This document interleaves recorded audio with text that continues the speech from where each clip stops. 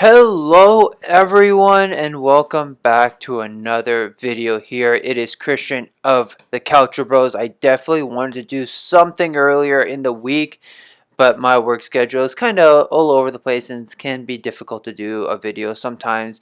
But I definitely wanted to do something because of all the craziness we have had this week in Serie A regarding coaching changes and transfer news. It has just been incredible. This season has just ended and it's only been a week, but within the first couple days, everything was all over the place. Like there was so much going on. I couldn't believe it. And it's funny because the next video I wanted to do was a season in review, talking about what we saw, what happened, and some thoughts about this year's Serie A. And honestly, I thought I'd rather do this first and then get back to that because it's just so much to talk about. So let's get into it. But first of all, before we talk about all the craziness that happened, I do want to say congratulations to Venezia. They won the Serie B playoffs 2-1 on aggregate. They scored in the dying minutes of the second game against Cittadella, down a man for at least an hour of the match, and they managed to secure themselves in Serie A after 19 years. So they are the third team from Serie B that are going up, and they will be joining Salernitana and Empoli into the top flight. But also to note with Salernitana that they are owned by Claudio Lotito, also the owner of Lazio. He must sell one of the clubs before the start of the season. So I feel he would sell more Salernitana, but if for whatever reason he would want to sell Lazio, that would be another story, but it's tough to say. But again, he has to sell one of those two teams. I don't know what will happen because we've never gotten to that point in probably a long time, or nothing that I remember or that I recall. But anyways, we'll see what happens if he isn't able to sell one of his two teams. Perhaps Salernitana could be excluded as they are the new recently promoted team, and that would be unfortunate after they finished second in Serie B last year. So we'll keep our eyes peeled for that, and we'll be sure to let you know what happens regarding that. So anyways, let's get on to the coaching changes and transfer news that has happened. I think one of the biggest ones was the immediate signing from Milan, and that was in the goalkeeping department, as they signed Mike Maignan, if I'm saying his name right, the French goalkeeper from Lille, who had just won the league. And Milan were not waiting on a response from Donnarumma, or they lost patience with him. There's so many factors that coming into this.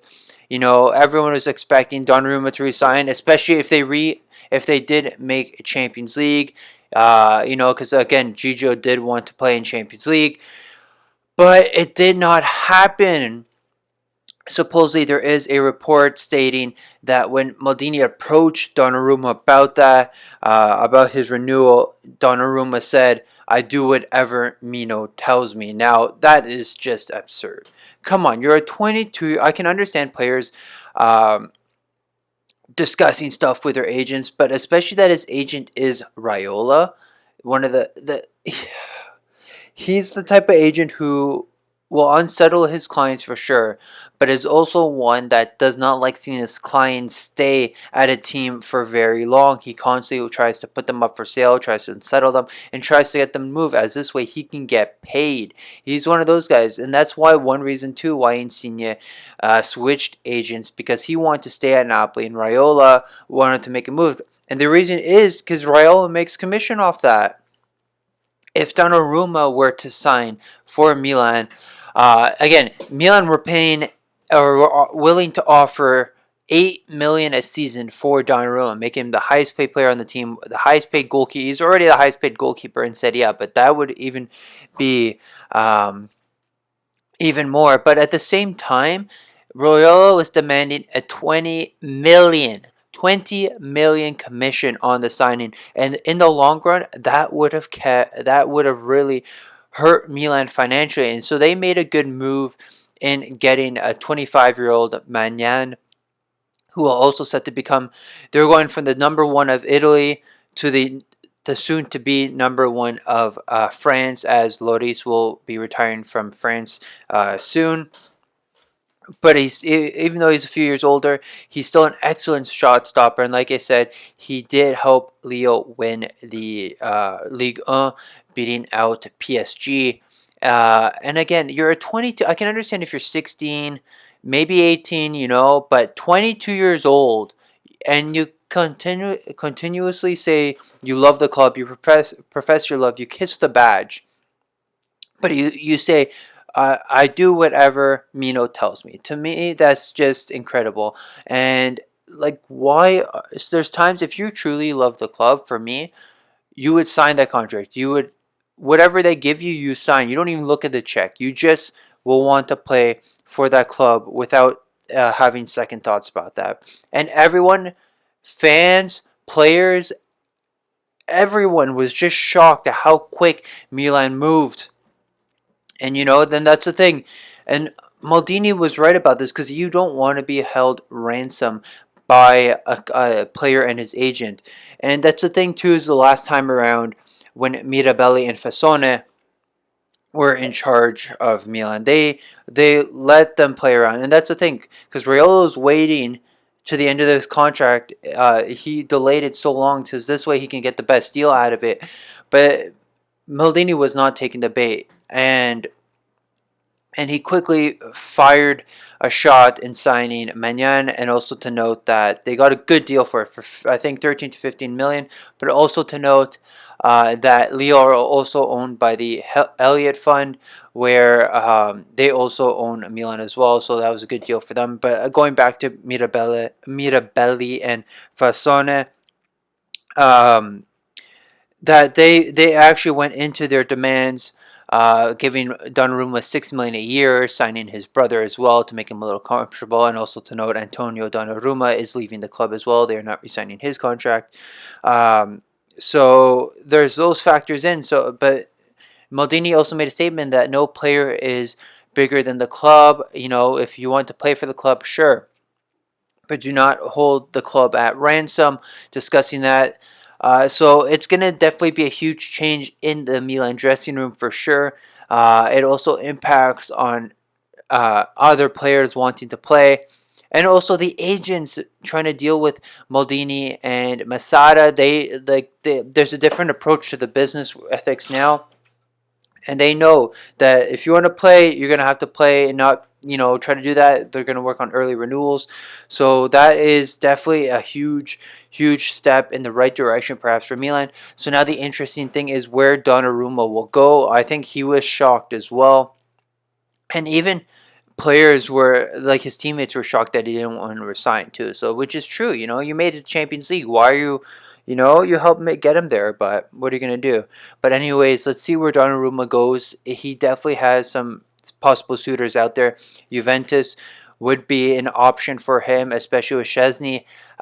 He's still a great goalie, but he's getting older as well. So Donnarumma would be a lock in for their next spot. But the hate Donnarumma will get, especially if he goes to Juve, like, oh my God, I wouldn't want to be in his shoes right now. Barcelona as well, perhaps even Manchester United. There were rumors of PSG getting him, but they just re-signed Keylor Navas. It still could be an option. You never know. It would be tough to say where he goes. Also, just to point out, I have some quick stats here from both Magnan and Donnarumma.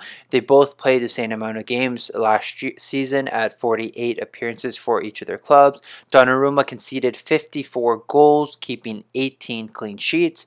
And then Magnan conceded 38 goals, keeping 23 clean sheets. So definitely some better stats there, but also the different competition as well. And at least one has won the league. Yes, Donnarumma has won one Super Cup with Milan, but again, it's not that different from a league, really. But still, it's going to be a huge shape up for Milan and what to expect in their transfer saga going forward. So that's some of the biggest news we can say on that front, because it's just incredible of what we've been able to see. And I know we're going to expect a lot of changes perhaps too, because I don't think Maldini will also want to deal with um, more Raiola uh, clients as well. Okay, sure, Ibra is a Raiola client. He re-signed too, but he's also 39 years old. You can't get much value out of him at his age as well. So, and he also renewed without Raiola. And then you have Romagnoli, who's actually looking perhaps moving. Also to the fact that he was not frozen out, but considering the form Tomori was in, and then especially just to get rid of him because he is again a Raiola client. So it'll definitely be interesting to see what happens. But those are some of my thoughts. Donnarumma is something Donnarumma can't always do, and especially that you're 22 years old, you should be able to make some of your own decisions and be like, I want to be there, I want to go, I want to stay, stuff like that. But it didn't happen. So let's move on to some coaching changes. So there's definitely a lot that happened. One of the biggest ones was Antonio Conte leaving Inter days after lifting the Scudetto trophy with Inter, and that is just incredible, getting them to the Europa League finals, winning their first Scudetto in 11 years, but goes on and leaves after some disagreement with Zhang. So that's just that was definitely a shock to Serie A and the football around the world. It was just incredible, and he's not. And then I don't even know what to say about that. And then especially that Napoli didn't make Champions League. Gattuso was sacked as well, and he was immediately hired by Fiorentina to take over. I find that that's probably a good suit for Gattuso. Definitely has some good players to work with, and it's a mid-table team. He could probably help achieve a good position, respectably, in the table. And he can definitely work well with, again, the players they have. He's worked with Bonaventura before. He has Vlahovic, if they're able to keep him, Castrovilli, Ribéry, Pulgar. He has some great talent at that team. He could probably work better on. It's a good team that he could probably work well with. So we can see what Gattuso can probably achieve with the players he has available. We're going to move on to even the next one, because this one was kind of a bit of a surprise return too, and we're going to talk about Massimiliano Allegri coming back to Juventus. I know he was rumored for the longest time with Madrid, because it did depend on Zidane's situation with Madrid, but I don't think Allegri wanted to wait any longer on their decision. So the board decided to bring him back to the Bianconeri, where he will also have more control, especially as a technical director, and he'll have more control of who the club will bring in. So after after I guess disappointing for so long, like I guess in some ways, because Juventus weren't the best with Maurizio Sarri. They didn't look very great, like very good with Andrea Pirlo.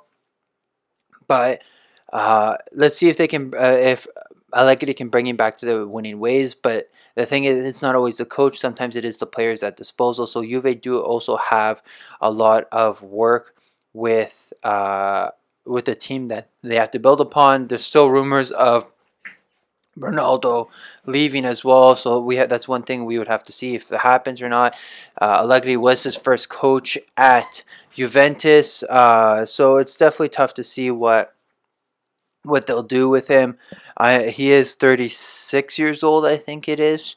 Okay, he just finished top scorer of Serie A, but at the same time, it depends what they want to do and how they go about it.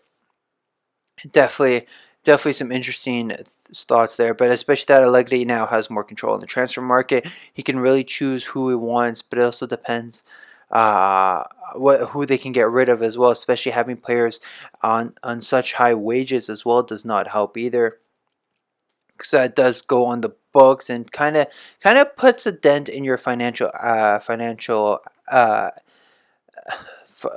records in that sense, and could put you in debt if consistently even getting players on free. free transfers are never free, considering the amount of commission that's put into the agents, money putting into the players. If you're offering the wages, signing bonus, like they're just never actually free. There's always so much else put into it. So it depends. Again, like look at Rabiot and Ramsey. They've really disappointed in Juventus colors on high wages, and they're not producing for the amount that they're getting paid. So you know, it's time to really rethink things. And excuse me, they definitely have a lot to work on. But like I said, Allegri is a proven winner. He's won at least once with Milan, and I believe 3 times now with Juve, and bringing them to 2 Champions League finals. So let's see what he can do with them coming back. Going back, sorry, I'm kind of back and forth because again, there's just so much to talk about and to discuss, and just to really get at everything. I'm honestly can just be done jumping back and forth. Uh, Even going back to Inter now. So this is another thing. Simone Inzaghi was set to renew his contract with Lazio. I'm not sure if there is the official announcement yet or not, but well, not regarding Lazio, because they did say he is kind of dismissed from the club. And it's funny when uh, I think Lazio were very disappointed with the outcome of that, as they did tweet out that he has left his post, Inzaghi, and they did it in 33 characters, and they did it in 33 letters and or characters, sorry, and they did not even mention him by name, so that you can tell they were a little salty on that, anyways. But he is set to join Inter. I don't think there is the official announcement yet, but anyways, um, yeah, I don't think there is the an announcement, anyways. But I think he's set to sign his contract, anyways. But anyways, Simone Inzaghi to take over Inter, so that is definitely a big change for Inzaghi, who has been. Um, it's also, sorry, I'm just trying to think of what to say now. It is a big change for Inzaghi, as he spent most of his career with Lazio as well. But he also does take over a winning team and lots of talent. But that's the thing, is who they'll be able to keep a hold of, because Inter do need to sell as well, but it depends who they sell, because you don't want to lose key figures. You want to try keeping Martinez, you want to try keeping Lukaku, you want to keep Hakimi. Those are some of the core players you want to keep. Barella, Ericsson could definitely work well with Inzaghi, especially that he could be the same type of character that he sort of had in Luis Alberto. They still play the same type of 3-5-2. It's a similar kind of style with a different maybe approach to it. So let's see how Inzaghi can bring his tactics from Lazio to this Inter team, who now is a proven winner with great players, and it is an upgrade in certain departments as well. And especially with Zank, who's probably willing to spend more than Lotito will, that is a good factor as well, because he can definitely bring in some more players, some more quality. And again, just proven players. He'll be playing in the Champions League as well, and it could be something to build on. We'll see. We'll see how he's able to cope with this different change. And again, Lazio are losing someone. He probably did do his best that he could with Lazio. He did win, I think, a couple Coppa Italias, a couple Super Cups, maybe one Super Cup, but at least 2 Coppa Italias, I believe, to bring him to Champions League a couple times, or once at least. But he has proven to always finish in European competition, and has proven he can be a competitor. So he has really gotten uh, great results with Lazio. So let's see what he can bring to Inter. Napoli also bringing in a new coach as well in Luciano Spalletti. I feel it could be a good fit for Spalletti. Maybe there aren't many options out there. But definitely for the players that they have, he can definitely maybe help them finish and build off what Gattuso started. It also depends who Napoli bring in and let go. So there are those differences. So that's something we have to see what Spalletti does and how he works with De Laurentiis when it comes to the transfers.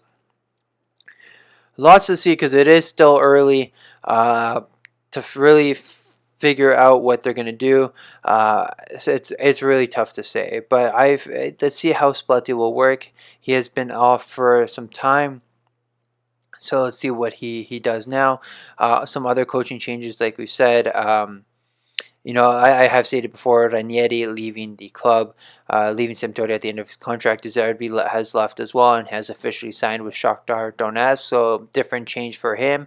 And let's see what he can bring. He is definitely a great coach with Sassuolo. But let's also see who Sassuolo brings into the helm at the club. Rumors of Andrea Pirlo. So that wouldn't be a bad change for Pirlo. I feel definitely going from, it's probably one of those changes that he needs to a competitive side like Sassuolo. Some great players he could work with, Berardi, Caputo, Locatelli, but that's if Locatelli stays as well. I think Sassuolo could be a good fit for Pirlo and really help him grow as a coach. Especially, I felt he was rushed into the Juventus role too soon. So this, I think, would be a good pace for him. Davide Nicola has left Torino at the end of his contract after securing safety for them. Juric, with mutual consent, has left Verona and has actually joined as Torino head coach. So that, I feel that could be a great move for Torino. Definitely get them a little more competitive. But it also depends who are they are able to keep as well. Rumors of a lot of their players perhaps leaving. Belotti, Izzo. It depends again who they say, but Juric has done well with Verona and has really made them a competitive side. Now it's time to see who Verona will take charge after Juric has left. So we're left now with 4 teams without coaches for the time being: Hellas Verona, Lazio, Sampdoria, and Sassuolo. It's still very, very early in these changes here. So let's see where these coaches will come from, who they will be. Tough to say now. And then again, we'll get into some transfer news shortly as it more comes out. So be sure to pay close attention to our accounts as well. Our videos will definitely be sure to discuss what happens, and keep note on Twitter as we're constantly updating on transfer news and what's going on around the league, especially with contract renewals and any other thoughts that we have about what's going on. Be sure to let us know what you thought of all this craziness that has happened in Serie A. Do you agree with the decision by Maldini to let go of Donnarumma and sign Magnan, or do you think they should have signed Donnarumma instead? But it's your opinion. I definitely want to hear what you guys have to say about that situation there. What do you guys think of the coaching changes? Are you shocked? Are you surprised on some of them? How do you think some of these coaches will do? Be sure to comment below. Let me know. Don't forget to follow us on Twitter, Calcio_Bros, for all the updates and news regarding Serie A. Don't forget to subscribe to our channel and click the bell to receive notifications on all our latest videos. I hope to hear from you guys soon. Ciao.